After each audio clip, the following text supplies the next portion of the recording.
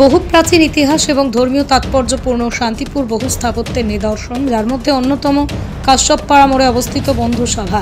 142 বছরের এই প্রতিষ্ঠানের গোড়ার দিক ছিল শিক্ষাদান, বিভিন্ন সামাজিক দায়িত্ব পূরণ, সকলের সাথে মেলবন্ধন ঘটনার উদ্দেশ্যে গড়ে তোলা হয়েছিল এই সভাগৃহ।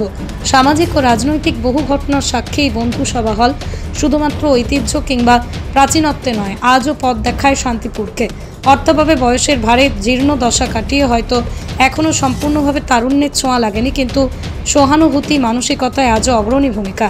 তাই তো সামান্য ভাড়াতে মানুষের মেলবন্ধন ঘটাতে শহরের প্রাণকেন্দ্রে তারাই অন্যতম। শুধু তাই নয়, স্বল্প মূল্যে কিংবা কিছু কিছু বিষয়ে বিনামূল্যে এখনও পর্যন্ত চিকিৎসা পরিষেবা জারি রেখেছে তারা। দুস্থ ছেলেমেয়েদের পড়াশোনা এবং জীবিকা সংক্রান্ত শিক্ষার ব্যাপারেও চিন্তাভাবনা রয়েছে পরিচালন সমিতির মাথায়। বিভিন্ন ধরনের আলোচনার মধ্যে গতকালের পরিচালন সমিতির আলোচনায় উঠে আসে রক্তদানে উদ্বুদ্ধ করতে তারা নেবেন না ভাড়া। প্রস্তাব গৃহীত হয় সর্বসম্মতিক্রমে, আর সে ধরনের সংস্থার পক্ষ থেকে এই উদ্যোগকে সাধুবাদ জানানো হয়েছে।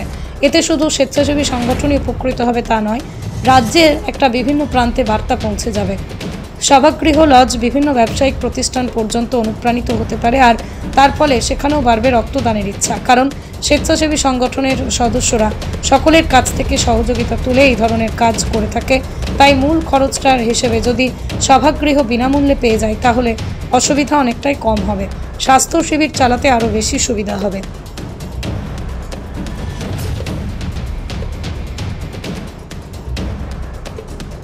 পৃথিবীর 3 ভাগ জল 1 ভাগ স্থল, তাই পানীয় জলের অভাব নেই। কিন্তু বিশুদ্ধ পানীয় জল একটাই, বৃষ্টি অ্যাকোয়া। প্রতি ফোঁটায় আনে তৃপ্তি, মেটায় তেষ্টা। বৃষ্টি অ্যাকোয়া, বিশুদ্ধ পানীয় জল।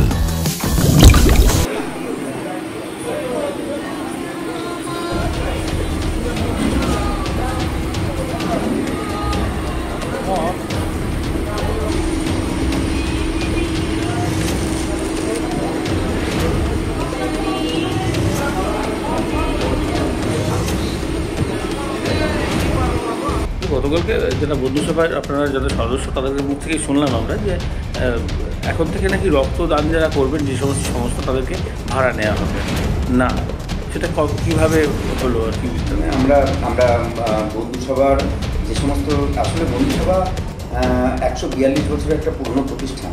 সেই 142 বছরের পুরনো প্রতিষ্ঠানে তার যে কৌলিন্য, তার যে আভিজাত্য, তার যে গরিমা, সেইটা ছিল মূলত শান্তিপুরের বিভিন্ন রকমের জনহিতৈষী কার্যকরের মধ্যে দিয়ে শিক্ষা, স্বাস্থ্য, আপনার বিভিন্ন ধরনের সামাজিক কাজকর্ম, এইগুলোই আমাদের যারা প্রাক্তন যে সমস্ত বন্ধুসভার সম্পাদকরা ছিলেন তারা করে এসেছেন। আমি নতুন কিচ্ছু করিনি, শুধু তাদের দেখানো পথেই চলেছি মাত্র। এবং আমাদের মনে হয়েছে কিছু কিছু ক্ষেত্রে যে বিভিন্ন সামাজিক সংগঠন রক্তদানের মতো একটা মহৎ অনুষ্ঠান করে থাকে, বিশেষ করে শান্তিপুরে তো ভীষণভাবে হয়। তো সেই সব ক্ষেত্রে তাদের অনেক সময় অনেক লজ ভাড়া নিতে হয়, ঘর ভাড়া নিতে হয়, সেক্ষেত্রে অনেক টাকা পয়সা লাগে। আমি নিজেও বিভিন্ন সামাজিক সংগঠনের সঙ্গে যুক্ত ছিলাম। আমরা দেখেছি যে পকেটের পয়সা দিয়ে একটা প্রোগ্রাম করতে যথেষ্ট কষ্ট হয়। তো সেই রকম জায়গায় দাঁড়িয়ে আমরা যারা এই বিভিন্ন প্রতিষ্ঠানের সঙ্গে যুক্ত বা প্রতিষ্ঠানের দায়িত্বে আছি, আমরা যদি একটু এই সমস্ত সংগঠনগুলোর দিকে একটু হাত বাড়িয়ে দিই, সেটা যে কোনো রাজনৈতিক দল হতে পারে, সেটা যে কোনো ক্লাব হতে পারে, সেটা যে কোনো সামাজিক সংগঠন হতে পারে, এদের দিকে যদি একটু হাত বাড়িয়ে দিই, শুধুমাত্র এই আমাদের জায়গাগুলোকে দিয়ে একটু তাদের পরিকাঠামো উন্নয়ন করে যদি একটু দিতে পারি, তাহলে তাদের অনেকে আগ্রহ বাড়বে আপনার এই সমস্ত কাজগুলোতে। শুধু এইরকম একটা প্রবণতা, এইরকম একটা ভাবনা থেকেই আমাদের বন্ধুসভার সিদ্ধান্ত হয়েছে যে আমাদের বন্ধুসভায় যারা রক্তদান অনুষ্ঠান করবেন, তারা যদি চান তাহলে বন্ধুসভা তাদেরকে সম্পূর্ণ বিনা পয়সায় ঘর এবং সমস্ত যে আসবাবপত্র, লাইট, পাওয়ার, সমস্ত সব কিছু ব্যবহার করতে দেবে, একদম সম্পূর্ণ বিনা পয়সা। সেক্ষেত্রে ধরুন অনেক কিছু সংস্কারের প্রয়োজন, এখনও অনেক খরচ বাকি রয়েছে। তার মধ্যে এই সিদ্ধান্তটা এমনও তো শান্তিপুরে যে পরিমাণে রক্তদানের প্রবণতা, তাতে এমনও দেখা গেল মাসে 2-3টে করে হতেই আছে।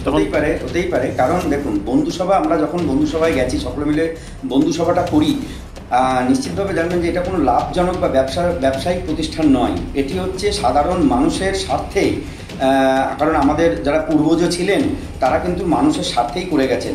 আপনারা দেখবেন যখন অন্তর্জলি যাত্রা হতো সেই সময় বন্ধুসভার জন্ম। পরবর্তীকালে বিদ্যাসাগর মহাশয় যখন আপনার নারী শিক্ষা বা স্ত্রী শিক্ষা বিস্তারে অগ্রণী ভূমিকা নিচ্ছেন, তখন শান্তিপুর বন্ধুসভায় স্ত্রী শিক্ষা চালু হলো। আপনারা জানেন যে শান্তিপুর বন্ধুসভা আগে একটি স্কুল রূপে ছিল। বহু ছাত্রছাত্রী শান্তিপুরের আছেন, তারা ওই স্কুলে পড়েছেন। কোনো একটা সময় কোনো একটা কারণে সেটা বন্ধ হয়ে যায়, 2007 সালে সম্ভবত সেটা বন্ধ হয়ে যায়। কিন্তু আমি বলছি যে এতদিন লাগাতার ধরে বন্ধুসভাকে একটা স্কুল হিসাবে, এখনও বহু মানুষ শান্তিপুর বন্ধুসভাকে স্কুল হিসাবে জানেন। এইরকম একটা প্রতিষ্ঠান, এই প্রতিষ্ঠানটা কখনোই কোনো লাভজনক প্রতিষ্ঠান নয়। আমাদের সেক্ষেত্রে আমাদের যারা সদস্য আছি, আমরা চাঁদা দিব, আমরা চাঁদা দিয়ে সেটাকে একটু একটা তার তহবিল তৈরি করি এবং এই তহবিল থেকেই আমরা এই ধরনের শ্রমগুলো বা এই ধরনের সেবাগুলো আমরা দিতে পারবো। স্বল্প মূল্যে হোক বা বিনামূল্যে এরকম চিকিৎসা পরিষেবা কি কিছু চালু আছে? নিশ্চিতভাবে আছে। আমাদের চোখের চিকিৎসা যেটা হয় অত্যন্ত এখন বর্তমানে 30 টাকা 40 টাকা চোখের 3টে ডাক্তার বসে। হ্যাঁ, সপ্তাহে 5 দিন ডাক্তার বসানো হয়। হোমিও চিকিৎসা মাত্র 10 টাকার বিনিময়ে সপ্তাহে 3 দিন হোমিও চিকিৎসালয় বসে।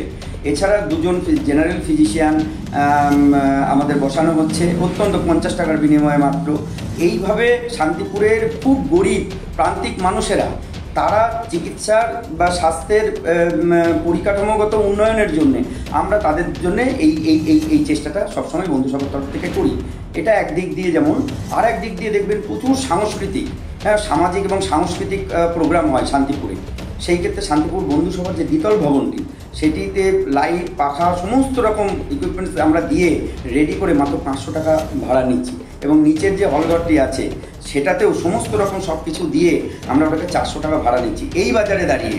অর্থাৎ কেন না, কারণ প্রোগ্রামগুলো তারা করুক, অন্তত যেন টাকা পয়সা কোনো সাংস্কৃতিক বা কোনো ধরনের কোনো সামাজিক প্রোগ্রামের ক্ষেত্রে যেন অর্থনীতিটা বাধা না হয়ে দাঁড়ায় এই সমস্ত সংগঠনগুলো, সেই চেষ্টাতেই বন্ধুসভা সর্বদা কাজ। ডেভেলপ কিছু হয়েছে পরিকাঠামোগতভাবে কিছু? সেই পরিকাঠামো অনেকটা উন্নয়ন হয়েছে। সেটা আপনি ধরুন যে পুরো বন্ধুসভাটা ভেতর দিয়ে রং করে কমপ্লিট করা, প্লাস আপনার যে সমস্ত জায়গাগুলো বহু পুরনো বিল্ডিং, 142 বছরের বিল্ডিং, তো সেই বিল্ডিংটাকে কিছুটা সংস্কার করা হয়েছে, আরও কিছুটা সংস্কারের প্রয়োজন আছে। আর এছাড়াও আপনার স্টেজের নিচে একটা ঘর বের করা হয়েছে, সেই ঘরটাকে আগামী দিনে একটা মিটিং রুম হিসাবে শীততাপ নিয়ন্ত্রিত ঘর করার পরিকল্পনা আমরা নিয়েছি। এছাড়াও লেডিস টয়লেট, বাথরুম, জেন্টসের জন্য আলাদা বাথরুম, কমন বাথরুম, এরকম আমাদের অনেকগুলো প্রায় 3-4টে বাথরুম করা হয়েছে, যাতে খুব প্রোগ্রাম যখন চলবে খুব ইজিলি সব কিছু। এবং জলের ব্যবস্থা সবথেকে বড় ব্যাপার, আগে জলের ব্যবস্থা ছিল না, এখন মোটর বসিয়ে পাম্পিং সিস্টেমের মাধ্যমে সমস্ত জায়গায় অ্যাভেলেবেল জলের ব্যবস্থা আমরা করি। কতজন সদস্য আপনারা সিদ্ধান্ত নিয়েছেন এরকম ধরনের? এইটা আমাদের পুরো কালকে যে বার্ষিক সাধারণ সভা ছিল, সেই সাধারণ সভাতে আমাদের বন্ধুসভার নিয়মে আছে 40 জনের বেশি সদস্য করা যাবে না। এটা সংগঠনের একটা গঠনতন্ত্রের নিয়ম আছে, সেই নিয়ম অনুযায়ী আমাদের প্রায় কালকে 4-5 জন বাদ দিয়ে বাকি সকলেই উপস্থিত ছিলেন। সবাই মিলে আমরা সিদ্ধান্ত নিয়েছি। আর একটা কথা বললেন যে শিক্ষার সঙ্গে যেহেতু একটা অতীতের একটা ভালো দিক রয়েছে, তো আগামীতে কি কোনো যেটা শান্তিপুরের একটু কম দেখা যায়, সেটা হচ্ছে ছেলে মেয়েদেরকে কাউন্সিলিং, পেশাভিত্তিক পড়াশুনো বা বর্তমান প্রযুক্তির পড়াশুনো? ঠিক, এটা কালকে আলোচনা হয়েছে আমাদের, যে বিভিন্ন ধরনের এই যে ধরুন চাকরির পরীক্ষা বা চাকরির পরীক্ষা বিষয় নিয়ে বা টিউশন, আমাদের অনেক সদস্য আছেন যারা শিক্ষক অধ্যাপক আছেন। বিশেষ করে আমরা কালকে এটা আলোচনা করেছি যে পরীক্ষার আগে যে সমস্ত ছেলে মেয়েদের যারা টাকার অভাবে পড়তে পারছে না, তাদেরকে আমরা বন্ধুসভায় একটা অ্যাক্সেস করব, যেখানে আমরা তাদের বিনা পয়সাতে তাদের পাঠদানের ব্যবস্থা করব। এটা আমরা একটা করেছি বিশেষ করে চাকরির পরীক্ষাগুলোতে, যাতে সেই রকম ট্রেন্ড যে সমস্ত শিক্ষক তাদের আনিয়ে যাতে এটা তাদেরকে পাঠ দেওয়া যায়, এই ব্যবস্থা নিয়েও আমরা একটা ভেবেছি। এছাড়াও যে সমস্ত বাচ্চারা আছেন যারা ঘোষণা করেছে যে তারা রক্তদানের ক্ষেত্রে কোনো রকম ভাড়া নেবে না, কিভাবে দেখছেন? এটা একটা খুব মানবিক দিক। শান্তিপুরে অনেক সংগঠন আছে, বিভিন্ন ক্লাব আছে, তারা সহযোগিতা করেন এইরকমভাবে, যারা রক্তদান শিবির করেন তাদের ক্লাব ঘর দেন বা স্কুলের বিভিন্ন স্কুলও দিচ্ছে। কিন্তু এটা খুব ভালো উদ্যোগ যেটা বন্ধুসভা নিয়েছেন, যেন 2টো ঘর, বড় ঘরও পাওয়া যাবে, যেখানে আমাদের সুবিধা হবে। একটা জায়গায় ক্যাম্প করলাম, একটা শুধু রক্তদান শিবির করে রক্তদান শিবিরটা হয় না, সঙ্গে কিছু সাংস্কৃতিক অনুষ্ঠান থাকে, তাহলে কি প্রচুর মানুষ সেখানে সমাগম হয়, তাহলে আমাদের রক্তদান শিবিরটা করতে অনেক ভালো হয়। অনেক বার্তাটা মানুষের এখানে পৌঁছাতে পারে, যে বেশি যত লোক হবে তত বার্তাটা বেশি দূর ছড়াবে। তা সেই জায়গা থেকে বন্ধুসভা হল গতকাল একটা খুব মানবিক রূপ ধারণ করেছেন শান্তিপুরের পক্ষে, যে এবার থেকে যারা রক্তদান শিবির করবেন এই হলে তারা বিনা পারিশ্রমিকে ঘরটা দেবেন। এটা খুব ভালো উদ্যোগ এবং আমি বলবো আমাদেরকে প্রচুর ক্লাব বা অনেক সংস্থা যারা লজ মালিক আছে তারা সহযোগিতা করেন, কিন্তু এটা একটা যেহেতু সেখানে গেলে হয়তো ঘোষিত আর কি, সকলে জানলো, একটা ঘোষিত, সকলে জানলো যে এইখানে গেলে পরে রক্তদান শিবিরটা করলে পরে এবার থেকে ফ্রিতে আমরা পাবো এবং অনেক মানুষের তাতে উৎসাহ বাড়বে এবং আমাদের যারা সংগঠন করে তাদের তো আর্থিক অবস্থা সবার ভালো নয়, সেই জায়গাতে তারা উৎসাহটা পাবে যে ফ্রিতে ঘরটা যদি পায়, আমাদের কোনো রকম সামান্য খরচ জোগাড় করলে হয়তো ক্যাম্পটা করতে পারবো। সেক্ষেত্রে তারা ভালো উদ্যোগ নিয়েছেন বন্ধুসভা এবং তাদের সকলকে আমাদের অভিনন্দনের শুভেচ্ছা জানাই এরকম একটা উদ্যোগ নেওয়ার জন্য। আচ্ছা, আরেকটি বিষয় হচ্ছে শুধু শান্তিপুর তো নয়, এই প্রচারের মাধ্যমে এটা যদি জানতে পারা যায় অন্য নদীয়ার অন্য পশ্চিমবঙ্গের অন্য প্রান্তে, সেখানকারও দেখা গেল কেউ একটা অনুপ্রাণিত হয়ে গিয়ে আসলেন। অবশ্যই কোনো হয়তো কোনো মানুষ হয়তো সহযোগিতা পান না সেভাবে বিভিন্ন জায়গা থেকে, যে তারা একটা ক্যাম্প করবেন, যদি বিভিন্ন জায়গায় যে নদীয়া ডিস্ট্রিক্ট কেন বাইরের ডিস্ট্রিক্ট কেউ যদি এটা আমাদের বার্তাটা দেখে যদি এগিয়ে আসেন যখন একটা ক্যাম্প করবো আপনারা যদি অর্গানাইজ করেন, তাহলে সেখানে আমরা অবশ্যই সাদরে তাদেরকে গ্রহণ করবো। আপনার নাম পরিচয়? আমার রাহুল্লাহ কারিকর, আমি একজন শান্তিপুর সেতু পরিবার সদস্য। নদিয়ার সবথেকে বড় English medium school JRS public school প্রায় 35 বিঘা জমির ওপর গড়ে উঠেছে বিশাল ক্যাম্পাস। নার্সারি থেকে শুরু করে উচ্চ মাধ্যমিক, ITI college, law college, BEd college, ভর্তি চলছে। জেআরএস পাবলিক ব্যালকনি বা সিঁড়ির রেলিং, মডিউলার কিচেন বা ড্রয়িং রুম, এক কথায় আপনার স্বপ্নের বাড়িকে করে তুলুন আরো সুন্দর।